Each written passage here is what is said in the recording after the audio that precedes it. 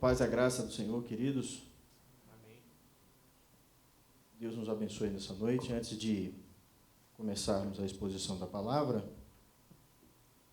dizer para vocês que o que eu vou usar essa noite para falar sobre arrependimento, além do catecismo maior e da nossa confissão de fé, eu usei esse livro, que é um livro de Thomas Watson, que fala sobre a doutrina do arrependimento, da editora PES. É um livro fantástico, ele vai falar sobre os passos do arrependimento. E ele mostra como nós compreendemos a verdade de Deus, o pecado, como caímos em si, né, a partir do poder do Espírito Santo e da compreensão da verdade de Cristo. Tá bom? Dito isso, dizendo o que eu vou usar, né, abra sua Bíblia comigo, no Salmo 51, que é um salmo muito conhecido. Fiquei muito em dúvida entre o 32, o 38 e o 51, mas eu acho que esse se encaixa perfeitamente no que eu quero falar hoje. Salmo de Davi. Eu vou ler apenas o verso de número 1, e depois eu vou citar vários versículos desse salmo. Diz assim a palavra de Deus, verso 1. Compadece-te de mim, ó Deus, segundo a tua benignidade. E segundo a multidão das tuas misericórdias, apaga as minhas transgressões. Vamos orar? Pai do céu, nós te damos graças, ó Deus, em nome do nosso Senhor Jesus Cristo. Te pedimos, ó Pai bendito e santo, nos faça compreender a tua vontade, ó Deus. Que o Senhor nos faça ver a tua glória nessa noite. Nos dá a compreensão da doutrina do arrependimento, mas principalmente nos dá arrependimento verdadeiro ao nosso coração. E a nossa oração, Pai, em nome de Jesus. Amém. Primeiro, deixa eu falar para vocês do contexto que esse salmo foi escrito. O contexto dele está em 2 Samuel, capítulo 12, e fala sobre o pecado contra Betseba. Sobretudo, a base geral desse texto está no profeta Natã falando com Davi que ele tinha literalmente roubado uma ovelha de um homem que tinha uma única ovelha. Ele usa uma parábola dizendo que existia um homem muito rico que tinha muitas ovelhas. E chegou um homem muito importante na cidade e ele decidiu fazer um churrasco. E ele diz assim, eu não vou usar nenhuma das minhas ovelhas e toma a única que o outro tem. Aí Davi, quando ouve isso, ele se indigna e diz, olha, esse homem merece ser morto. E Natã, como um bom profeta de Deus, olha nos olhos de Davi e diz, esse homem é você, Davi. Você matou Urias e você tomou a esposa dele. E Davi cai em pranto.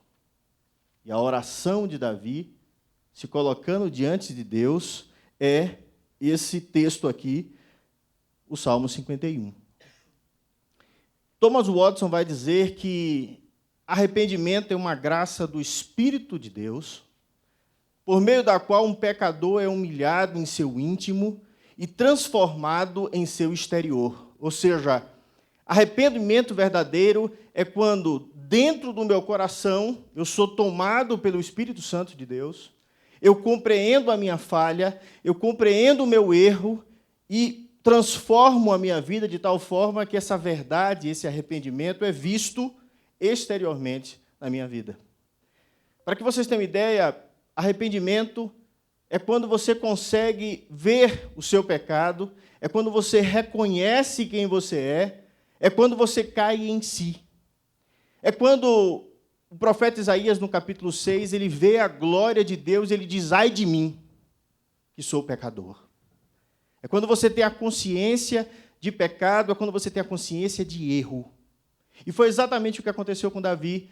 Quando alertado, perceba que Davi estava vivendo a vida dele continuamente até ser confrontado pelo profeta Natã. Então ele percebe o seu pecado, então ele cai em si e clama a Deus. E pede a Deus perdão.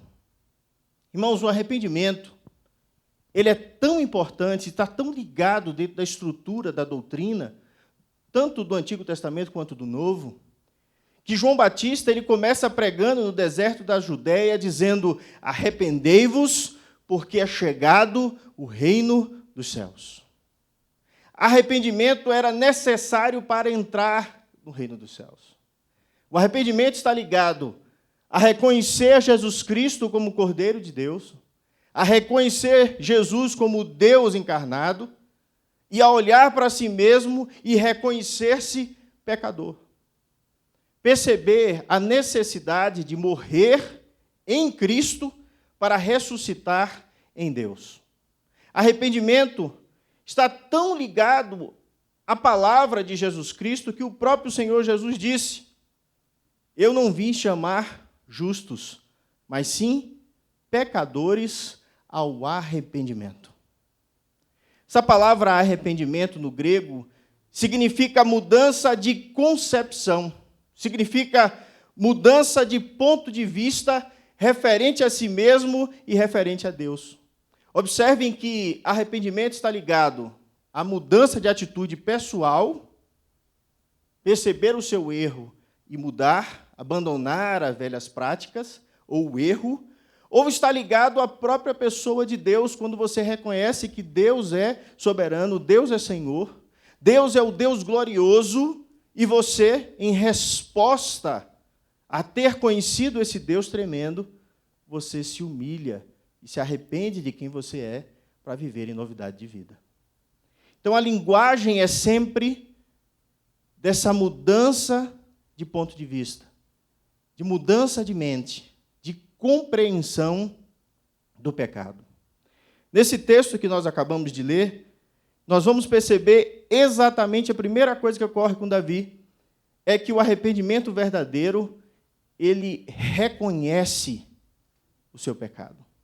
Quem se arrepende verdadeiramente, reconhece os seus pecados. Veja comigo os versos de 1 a 3, leiam, por favor.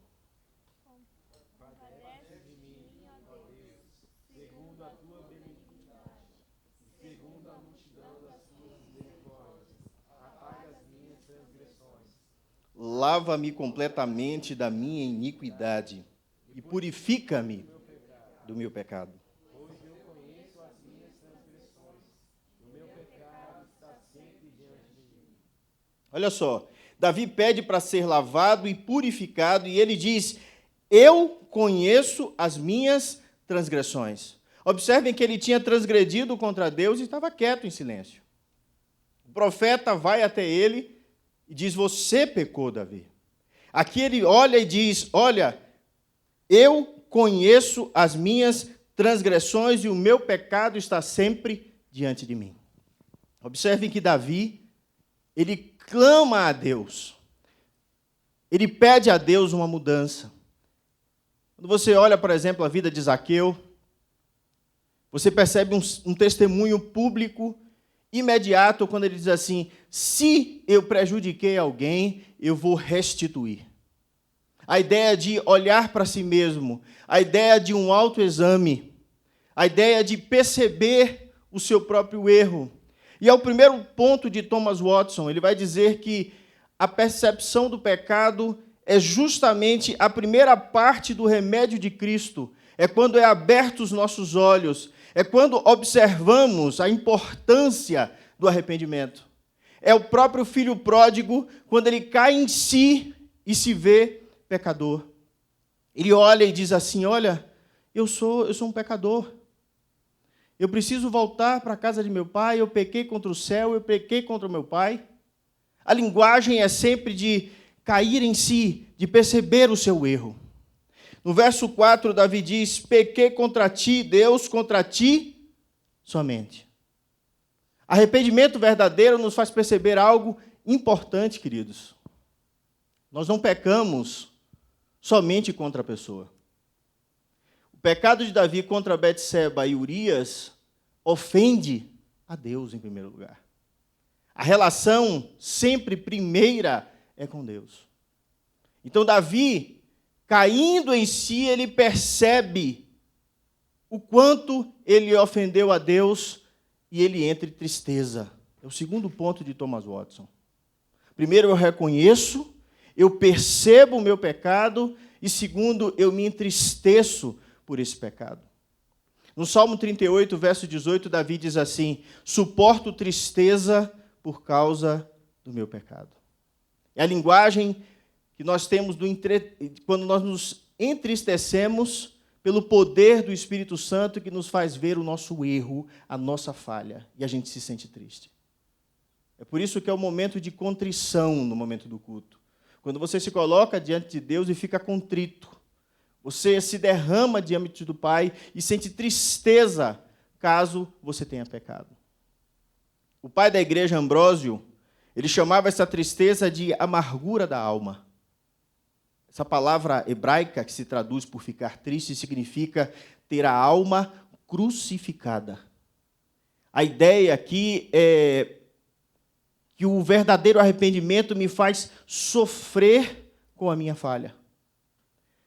Se você parar para pensar, uma pessoa que está com a mente cauterizada, ela não sente mais tristeza por causa do pecado. Ela não sente em momento algum arrependimento. Ele erra continuamente, em momento algum ele sente tristeza por causa do pecado. Zacarias, no capítulo 12, ele vai dizer o seguinte, o profeta Zacarias: olharão para aquele a quem traspassaram e chorarão. A ideia é que eu fico tão triste quando eu erro, porque eu olho para o meu Senhor crucificado e vejo que Ele morreu por mim, para que eu vivesse novidade de vida, e eu ainda assim não vivo. Continuo no erro. Isso deve trazer ao meu coração profunda tristeza. Observem que jamais essa tristeza pelo pecado pode ser superficial, algo superficial. Ou seja, essa tristeza que eu sinto quando eu falho é uma agonia santa. A Escritura chama de quebrantamento do coração. Verso 17. Olha o que Davi diz: sacrifícios agradáveis a Deus são o espírito quebrantado, coração compungido e contrito, não o desprezará, ó Deus. A linguagem aqui é que o meu coração ele está triste diante do Senhor por causa do meu pecado. Não é o pecador contumaz que erra, volta ou continua, mas não se entristece pelo seu erro. E observe, só há arrependimento quando eu mudo a atitude. Se eu não mudar a minha atitude, não há arrependimento. Essa é a linguagem da Escritura. Quando eu não volto atrás, não há arrependimento, não há coração contrito. É como se Natan dissesse: esse homem é você, Davi, e Davi dissesse: foi eu mesmo, é verdade, eu tomei a mulher dele, mas isso mesmo, ele não prestava, eu mandei matar, não tem problema nenhum, a vida continua. Você entende? Como se no coração dele ele dissesse: eu fiz o que era certo, eu fiz o correto. A linguagem bíblica não é essa. A linguagem é que eu me quedo aos pés do Senhor. A tristeza ocorre porque nós ofendemos a Deus em não cumprir o seu mandamento, em não cumprir a sua vontade. Não é algo humano. É uma ação direta do Espírito Santo no coração daquele que ama e vive para Deus. Observem que Thomas Watson está certo. Primeiro a gente entende e percebe o pecado, depois nós nos entristecemos e depois nós confessamos o erro. Passamos para o ato de confissão, porque agora eu compreendo o meu erro, eu entendo que falhei. Olha Davi, verso 4. Pequei contra ti somente fiz o que era mal perante os teus olhos, de maneiras que será tido por justo. Deus é justo no seu falar e puro no seu julgar. Eu nasci na iniquidade e em pecado me concebeu minha mãe. Davi não vê somente o erro ali, aquele erro que ele teve contra Urias e Betseba. Ele olha que ele tem uma vida de pecado, mais do que isso, ele diz: eu nasci pecador. Eu nasci longe de Deus. Eu preciso confessar o meu pecado. Gregório Nazianzo, patriarca de Constantinopla, no século IV, ele diz o seguinte, ele chama a confissão de um bálsamo para a alma ferida. É quando você sofre por causa do seu erro, é quando você sofre por causa das suas falhas, e você se coloca diante de Deus e confessa o seu pecado. Davi vai dizer no Salmo 32, verso 3, enquanto calei os meus lábios, envelheceram os meus ossos. A ideia de sofrimento profundo quando eu não confesso o meu pecado. Quando eu não me coloco diante de Deus e confesso o meu erro, a minha falha. Enquanto eu não confessar, enquanto eu não mudar de atitude, o bálsamo de Deus não é derramado. A minha alma não é sarada, a minha alma não é curada. Observem que o verdadeiro arrependimento é uma confissão autoacusadora. Ele diz, pequei contra ti, Deus. A linguagem do filho pródigo voltando para casa, a sua consciência te acusa e isso é algo atormentador.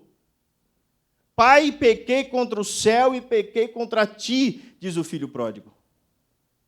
A ideia de que aquilo estava consumindo o coração dele, ele precisava voltar para casa. Ele precisava confessar ao pai que ele tinha errado.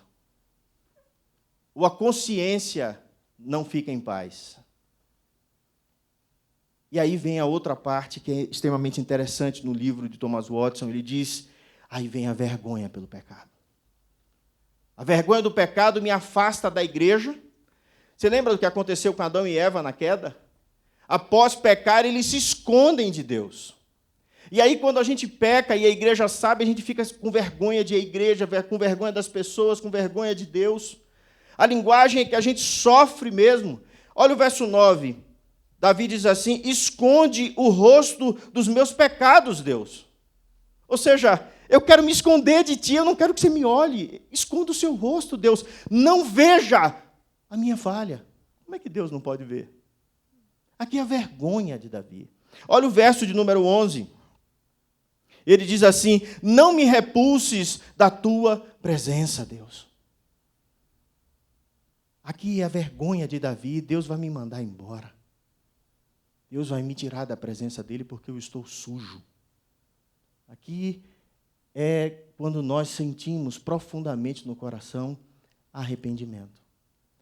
Ninguém lá fora, ninguém fora de Cristo tem uma concepção dessa. Ninguém. A única pessoa que traz isso ao nosso coração é o Espírito Santo.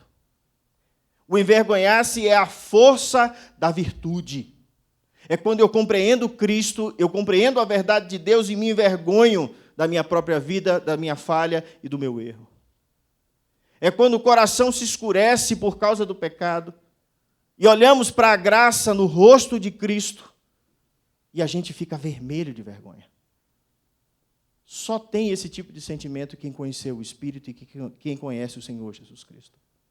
Esdras, quando vê o pecado do povo, no capítulo 9, ele diz, estou confuso, Deus, e envergonhado, para levantar a ti a minha face.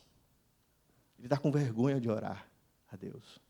E eu bem sei o que é isso, porque eu já pequei contra o Senhor, e me ajoelhei para orar, e eu mal conseguia falar com Deus. Eu só chorava e dizia, Deus, eu tenho vergonha de mim. Tenho vergonha de ser seu filho. Tenho vergonha de viver essa vida que o Senhor tem me colocado. Não é o Senhor que tem me conduzido ao erro. Eu que sou miserável e pecador. Então Deus foi restaurando a minha vida, tratando o meu coração, me levando ao arrependimento, mudando as minhas formas de pensar, a minha ética, o meu viver. Observem, o filho pródigo ele está tão envergonhado que ele chega perto do pai, depois de dizer que ele pecou contra, ele diz, eu não mereço ser seu filho. Tem ideia do que é isso? A vergonha. Eu não mereço, pai, ser chamado de filho. Eu sou diferente, sabe, pai? Eu saí pela porta, eu vivi o que eu quis. Eu estou arrependido, mas não me chama de filho, pai. Me bota para ser um trabalhador seu. Observe que a gente se diminui, mas aqui não é o diminuir. da baixa autoestima, não, gente. Aqui é você dizer: eu não sou nada. Porque meu Deus é pleno, santo, justo, verdadeiro. Deus, ele é maravilhosamente santo. E por Deus ser tudo isso, o arrependimento causa na gente um acanhamento santo, uma certa vergonha diante de Deus, quando nós conhecemos quem realmente somos. Se nós nos sentimos muito bons, muito santos, muito maravilhosos, a gente entra na presença de Deus dizendo assim: Deus, obrigado, porque eu sou santo, eu sou bom, eu jejuo 3 vezes na semana, eu sou o cara, Deus. Agora, esse pecador aí, ó, aí o pecador está batendo no peito dizendo: miserável pecador, miserável pecador, miserável pecador. Jesus mostra as duas imagens para mostrar onde há arrependimento e onde não há arrependimento. E a linguagem é sempre essa.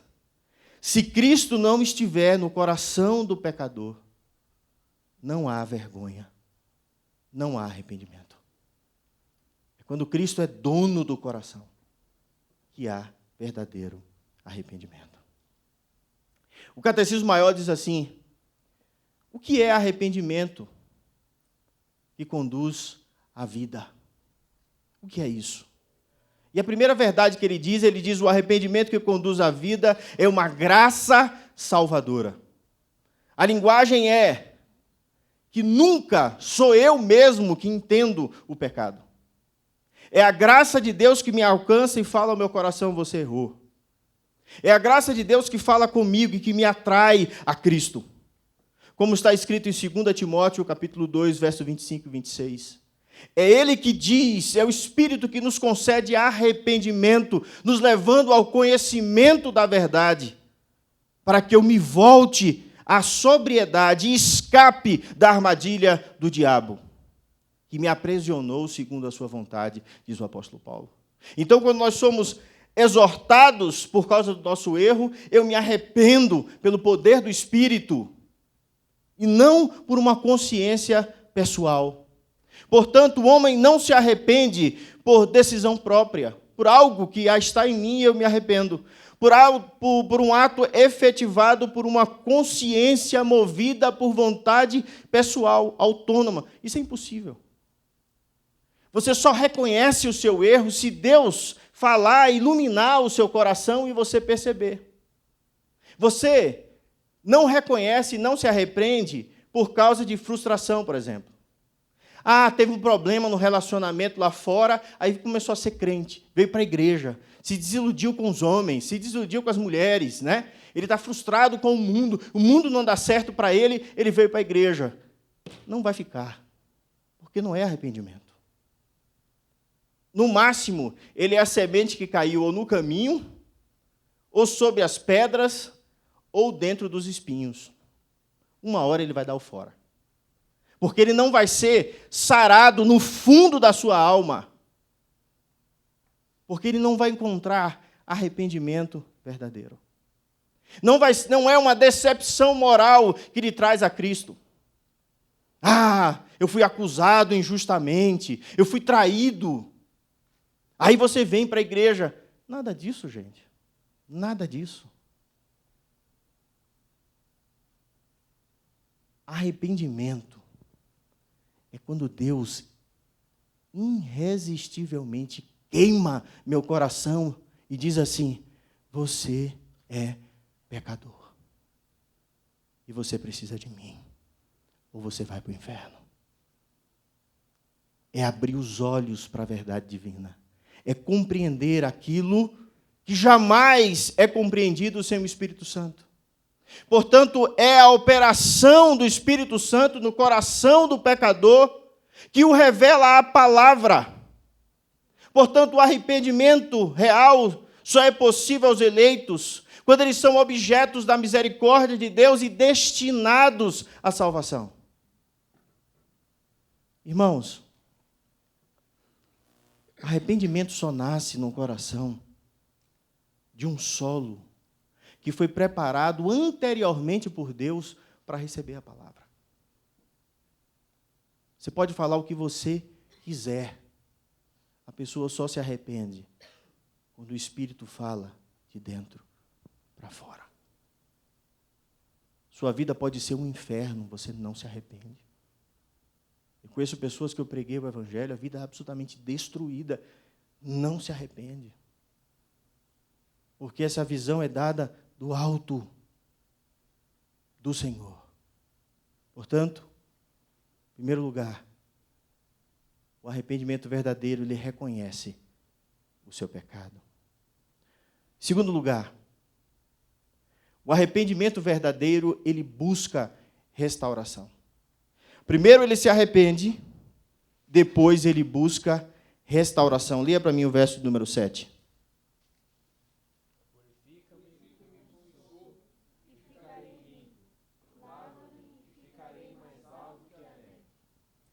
Davi pede para ser restaurado. Davi pede para ser limpo. Ele diz, purifica-me com hisopo.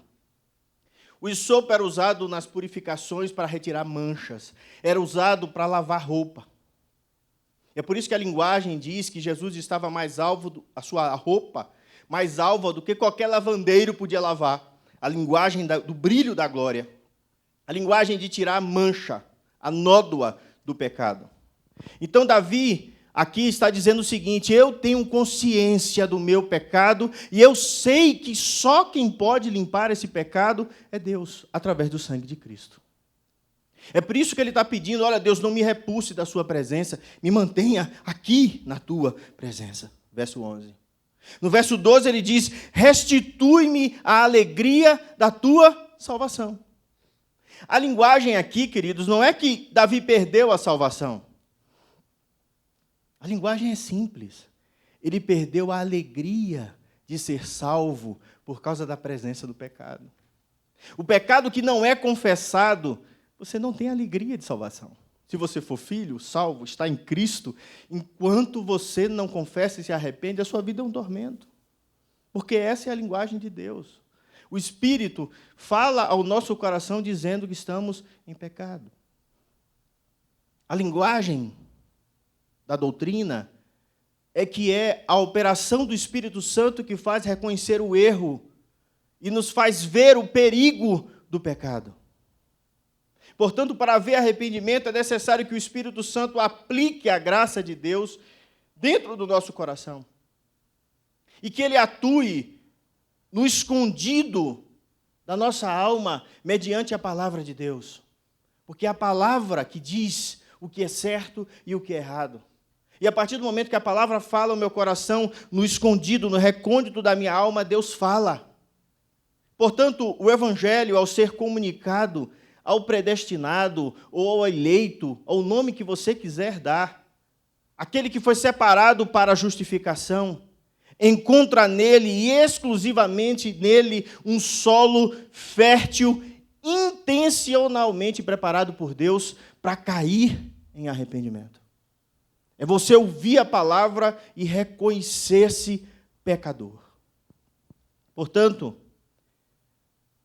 quando eu olho para Cristo, ou como Isaías, que eu acabei de falar, olhou para Deus, ele diz, ai de mim que sou um homem impuro, e vivo no meio de pessoas impuras, eu que tenho lábios impuros e vivo no meio de um povo de impuros lábios, ele faz uma linguagem mostrando que não só ele, mas todos os homens são pecadores.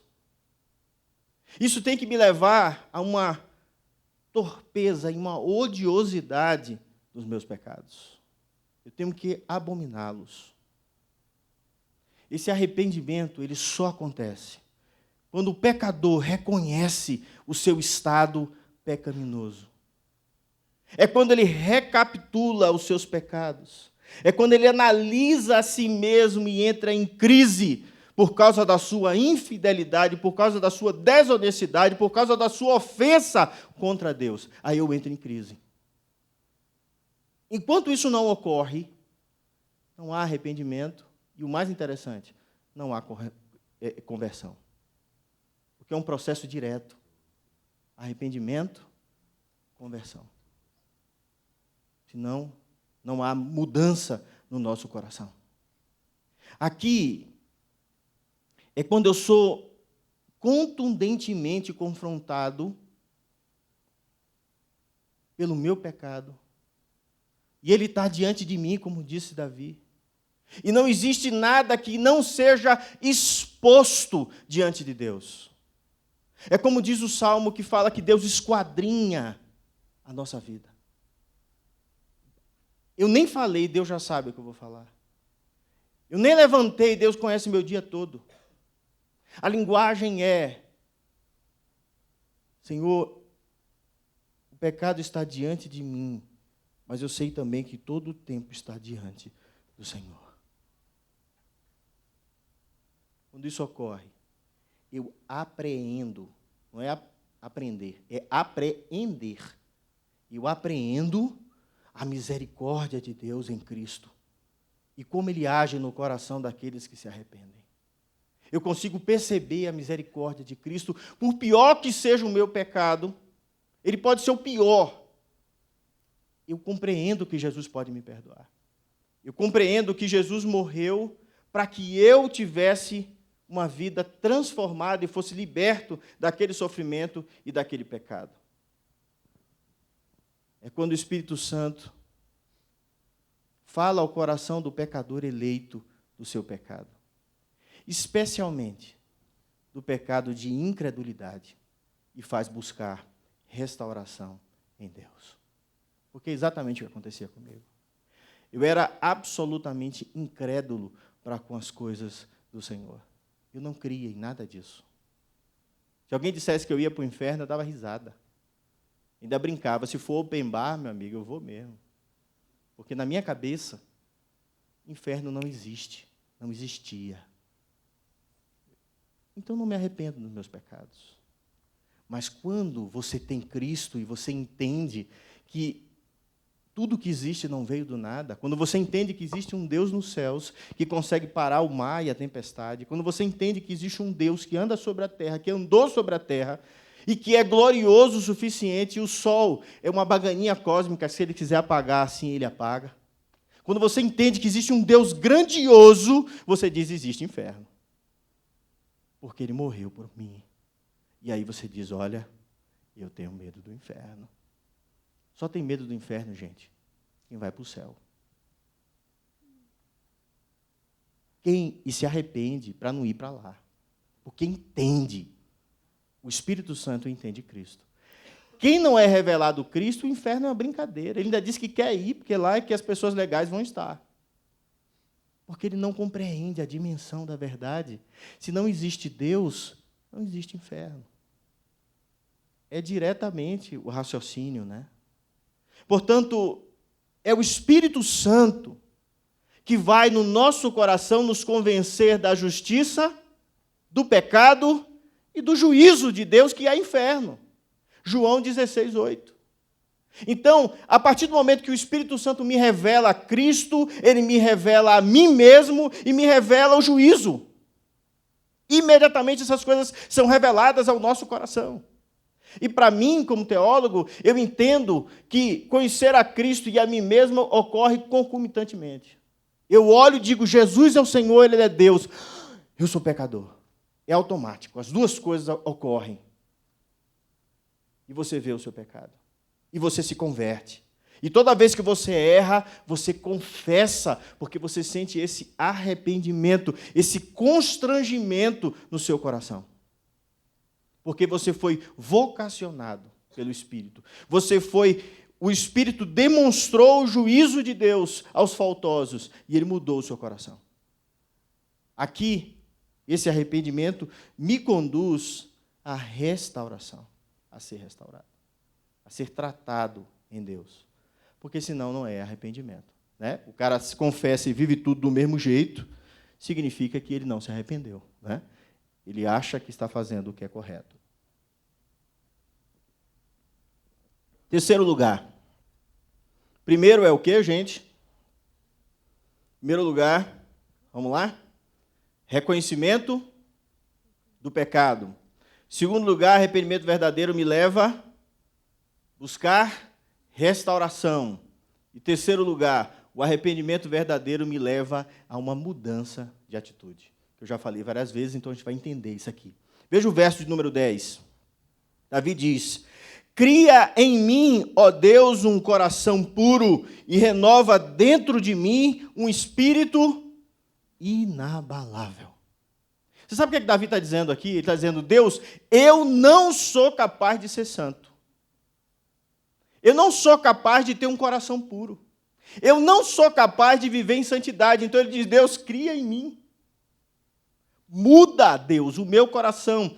Davi era calvinista, gente, não tem para onde correr. Né? Não somos nós, não sou eu, é o Espírito, é o poder de Deus que muda o meu coração. E ele diz assim, põe em mim um espírito inabalável. Em outras palavras, Deus me impõe um espírito perseverante em ti, para que eu não desvie nem para a direita e nem para a esquerda, para que eu não venha a pecar contra ti. Me dá um espírito reto. Sabe o que Davi está dizendo? Cria a mim, Deus, um coração que faça a tua vontade. E me faz pagar o preço do caminho de seguir a ti, com um coração que não desvie da sua vontade. É fácil isso, irmãos? Não é não. Jesus disse que seguir a Ele é carregar a cruz. Arrependimento é quando você pega a cruz e carrega. Muda a sua atitude. Sua atitude natural era correr para longe da cruz. Sua atitude natural é não fazer o que Deus quer. Sua atitude natural é ir de encontro a Deus e achar que tudo que é bom para você, Deus vai dizer é legal, é bom para você, é legal. Não é assim. Jesus disse, aquele que quiser me seguir, negue a si mesmo, tome a cruz e me siga. Jogue fora a sua vida. Tome a cruz e venha após mim. É difícil, irmãos. Não é para qualquer um. Pode ficar tranquilo, a portinha é estreitinha. Difícil, muito difícil. Não é para qualquer um. Eu fico muito tranquilo em dizer isso, porque eu estou na mesma guerra que vocês. Na mesma dificuldade que vocês. De santidade, de viver para a glória de Deus. Davi diz assim, devolve-me, Senhor. Restitui-me a alegria da tua salvação. E sustenta-me com um espírito voluntário. Mais uma vez ele é calvinista, ele está dizendo assim, me sustenta com o espírito que tenha vontade. Voluntário é isso, né? Me leva a estar próximo de ti. Muda a minha atitude. Faz com que eu tenha vontade de fazer a sua vontade, porque a minha vontade é sempre de fazer a minha. Isso é arrependimento. É difícil da gente entender isso. Às vezes eu vejo alguém se batendo contra a vontade de Deus, eu tenho vontade de abrir a cabeça e enfiar dentro, mas eu não posso. Lembra? É o Espírito, e é de dentro para fora. Isso não é um poder meu e nem seu. Davi pede para mudar ele de tal forma. Verso 14, ele diz assim, livra-me dos crimes de sangue, ó Deus da minha salvação. Sabe por que ele está pedindo para livrar do crime de sangue? Porque ele assassinou Urias. Aqui é um duplo pedido da minha cabeça. Né? Eu entendo assim, Davi disse assim, me perdoa, Deus, porque eu matei Urias. Me livra esse crime de sangue. Mas eu entendo assim, me livra de cometê-lo de novo. Eu não quero mais matar ninguém. E o matar aqui, não é que Davi não matou mais ninguém, não, gente. Davi matou gente, mas gente para dar de pau, porque ele era um guerreiro. E o reino do céu se expandia pela espada. Então a guerra era contra carne e sangue. A expansão do reino no Antigo Testamento era bélica. Davi matou um monte de gente. Davi não assassinou mais ninguém. Assassinar é diferente. Ele está dizendo para Deus, Deus, eu não quero mais assassinar ninguém. No Novo Testamento, a nossa guerra contra a carne e sangue cessa. Porque Paulo diz claramente que a nossa guerra agora não é mais contra a carne e o sangue, mas contra potestades e principados. Ou seja, a guerra ela mudou para um outro lugar. É por isso que quem odeia, por exemplo, um homossexual é burro. Quem maltrata um homossexual é burro. Ele não entendeu que você ama o pecador, mas você odeia o pecado dele.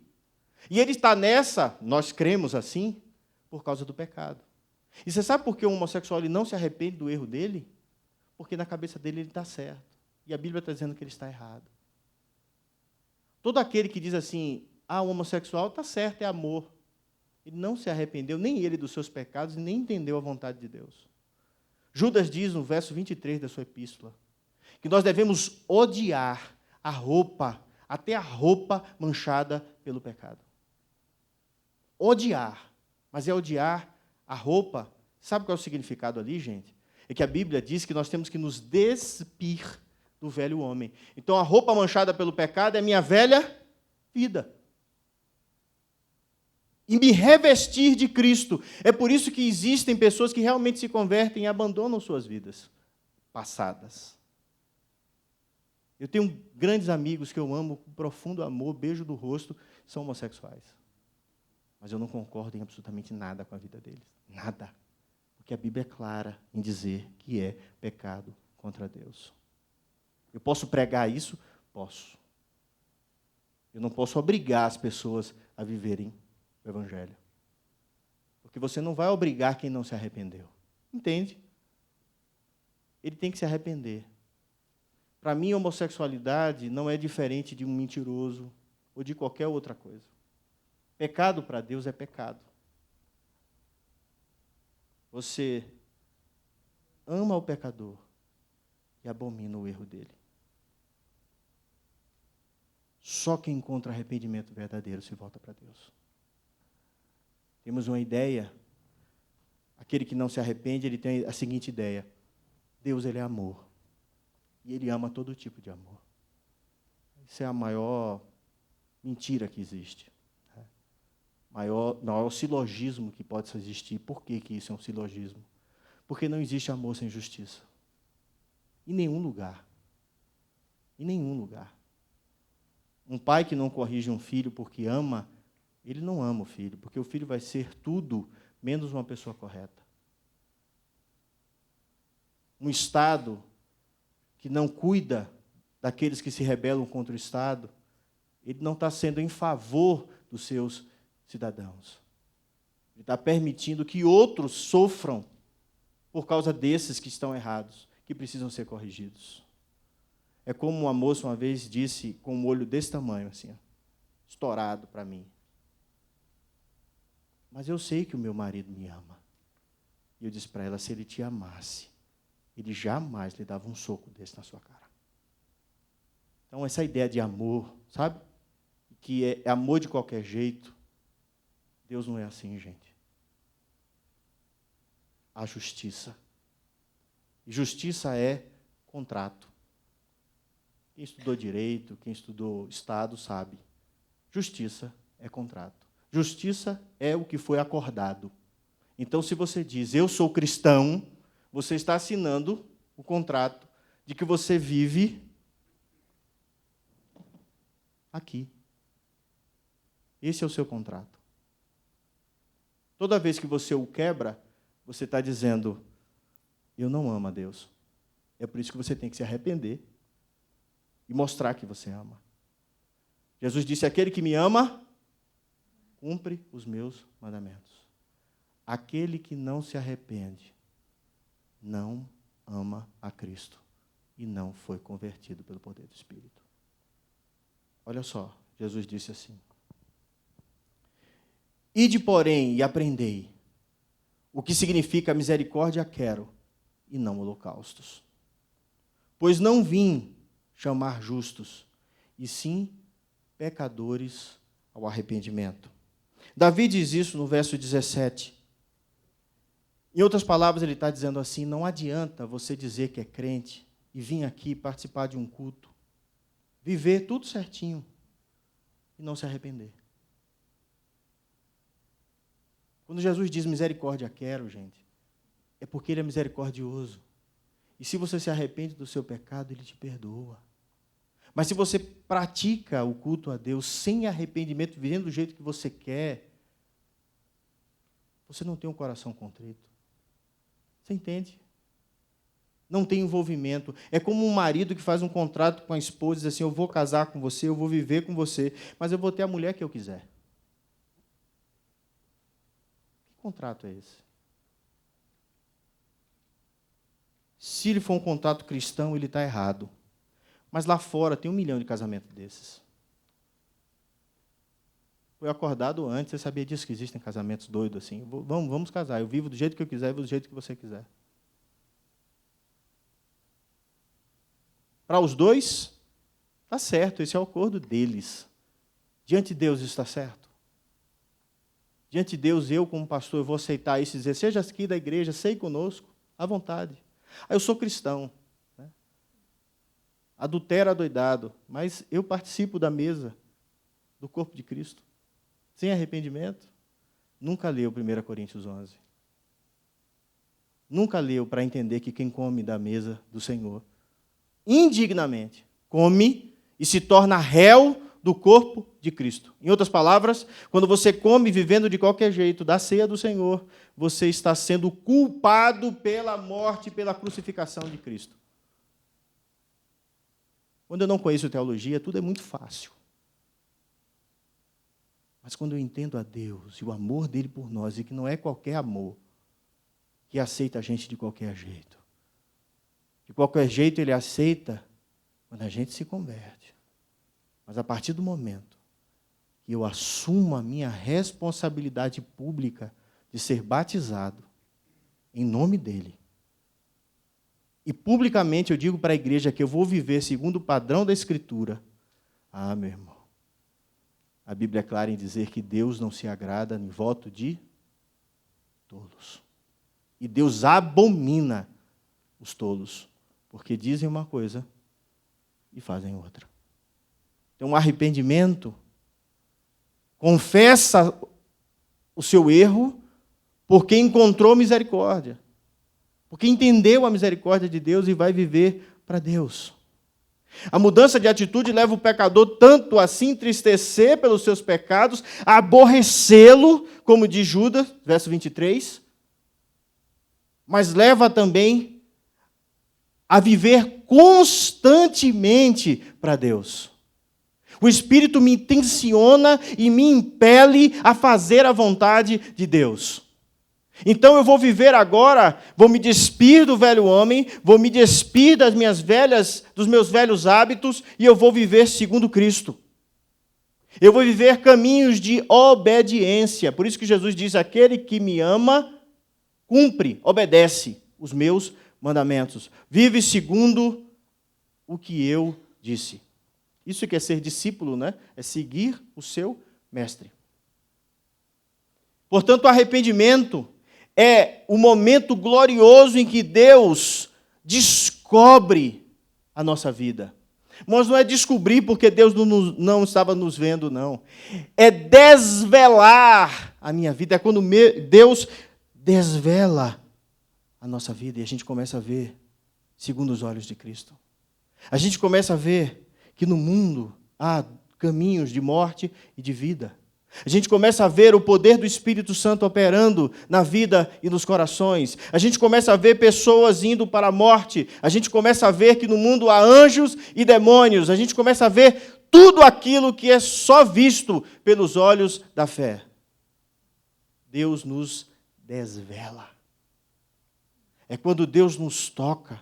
É quando Deus nos chama. É quando Deus nos acolhe nos seus braços. Ainda que seja o pior erro, ainda que seja matar Urias, Deus nos acolhe nos seus braços. E passamos a viver novidade de vida. Um cristão verdadeiramente arrependido é alguém que detesta o pecado. Não é alguém que barganha ou acha bonitinho o pecado. É alguém que ama a Deus e a sua palavra e o que Deus disse. Tudo o que o mundo diz aí fora, pouco me importa. Eu não estou preocupado com o que é belo para o mundo. Quem se arrepende, entende que tem que viver o que é belo para Deus. E em último lugar, e agora bem mais rapidinho, após ter percepção do pecado, após pedir restauração, após mudar a minha atitude, em último lugar, arrependimento verdadeiro considera a consequência do pecado. Se eu não me arrepender, o que é que ocorre comigo?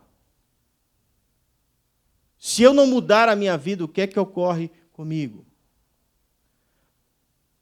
Davi, no Salmo 38, verso 13, ele diz: não há parte sã na minha carne, por causa da tua indignação, ó Deus. Não há saúde nos meus ossos, por causa do meu pecado. Irmãos, a consequência do pecado é a morte, diz a Escritura. E sofrimento. Mas esse sofrimento, ele é dado por causa do afastamento de Deus. É isso que nos faz sofrer profundamente. Quando nós nos afastamos do Senhor. Jesus disse que um pecador que se converte, que limpa a sua casa, que muda a sua vida e volta para o mundo, o seu último estágio é pior do que o primeiro. Você sabe o que Jesus está dizendo? Ele diz assim que se a casa está arrumada, o demônio que saiu volta com mais 7. É a palavra de Cristo. E eu já vi pessoas que não se arrependem viverem vidas absolutamente destruídas. Gente que destrói família, casa, tudo. Perde tudo. Porque o diabo faz festa na vida. Aí você diz assim, pô, Deus é mau, né? Não, Deus não é mau. Mau é você que não se arrepende. Mal é você que não entende que Deus morreu por você e você está trocando a vida eterna por coisas que são passageiras. O abandono do pecado é o último ponto de arrependimento de Thomas Watson. Mostra o seguinte: é quando eu me converto ao chamado de Deus e abandono completamente o pecado. É como Jó, no capítulo 11, quando ele lança longe o pecado. E eu morro para o pecado para viver para Deus uma vida de arrependimento. Enquanto eu não contemplo o que é a vida sem Deus, eu não consigo entender que eu tenho que me arrepender. Claro que primeiro eu tenho que ver a minha vida com Deus. O arrependimento vem por essa contemplação do divino. Mas, em contrapartida, eu vejo a minha vida sem Cristo. Jesus disse assim para aqueles homens, João capítulo 6, vocês querem ir embora? Podem ir embora. Vocês só querem comida, vocês querem tudo, menos o que eu tenho para dar, ou seja, salvação. Vocês querem comida, dinheiro. Tem um monte de pessoas procurando Jesus dessa forma. Jesus disse, podem ir embora. E diz o texto que todo mundo foi embora, gente. Ali é entre 3 a 6 mil pessoas. É gente para dar de pau. Que tinha comido a multiplicação dos pães. E Jesus, que é um doce mesmo, mas sabe que tem que ser duro, virou para os apóstolos e disse assim, vocês também não querem ir embora? Um olhou para a cara do outro assim. Pedro olha para ele e diz, Senhor, para onde iremos nós? Se só o Senhor tem palavra de salvação. Esse mesmo Pedro, que reconheceu Jesus como Filho de Deus, iluminado pelo Espírito Santo, que disse que não tem nenhum outro lugar para ir, negou Jesus 3 vezes. E o texto diz que ele se arrependeu profundamente de ter pecado contra Cristo. E a mostra do seu arrependimento passou por todos esses pontos e de uma mudança de atitude de tal forma que Jesus disse para ele, Pedro, apacenta as minhas ovelhas. E Pedro abandonou a vida dele e foi apacentar as ovelhas da casa de Israel. Pedro foi aquele que foi pregar para os judeus, assim como Paulo foi pregar para os gentios. Pedro, desaparece a história de Pedro, porque ninguém escreveu o que Pedro estava fazendo dentro dos judeus, mas eu entendo que deve ter sido algo tão maravilhoso quanto Paulo fez nos gentios. Desapareceu, a gente só vai saber na glória. E ele morre por esse Cristo.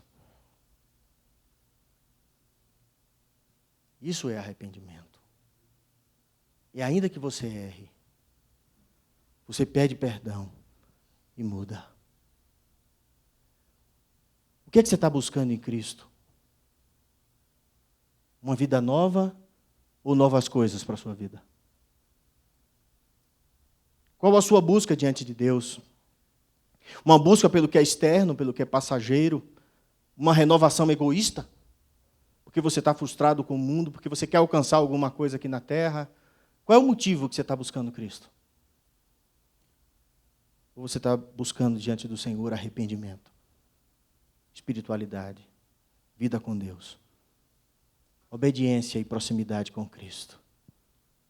Para isso, para entender que no último dia Ele vai olhar nos seus olhos e dizer: vem, filho justo e fiel, entra no meu descanso, entra na minha eternidade. Para isso, você precisa de arrependimento verdadeiro. Vamos orar? Pai do céu, obrigado, Senhor, pela Tua palavra. Obrigado, Senhor, porque nós entendemos que a Tua palavra muda o nosso interior. Mas só muda o interior daqueles que realmente se convertem. Daqueles que realmente o Senhor toca na alma e mostra o caminho que deve ser seguido. Pai do céu, nos dá arrependimento dos nossos pecados. Muda os nossos corações. É a minha oração. Em nome de Jesus. Amém.